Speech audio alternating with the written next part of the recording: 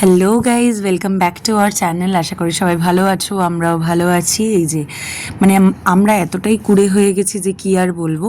এই কিছুদিন ধরে ফ্লিপকার্ট থেকে আমরা সবজি আনানোও শুরু করেছি।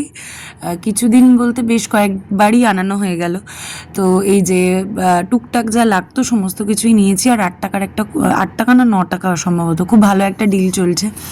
তো সব হয়তো পাওয়া যায় না, বাট কিছু কিছু জিনিস পাওয়া যায় 9 টাকায়। 250 গ্রামও হতে পারে, 500 গ্রামও, মানে ডিফারেন্ট কোয়ান্টিটি আছে। আর প্রাইসটা সেম, ওই 9 টাকাই।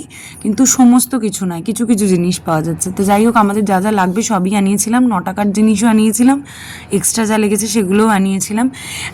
তো এই কদিন ধরে এই জিনিসগুলো আমি রাতের বেলার দিকে শপিং করার সময় পেয়েছিলাম না। থোড়, মোচা, এগুলো দেখলাম অ্যাভেলেবেল আছে ওই দিন রাতের বেলা। বেশিরভাগ ক্ষেত্রে সবজি শাকটা ভালো পাওয়া যায় হচ্ছে দিনের বেলা, সকালে অর্ডার করলে।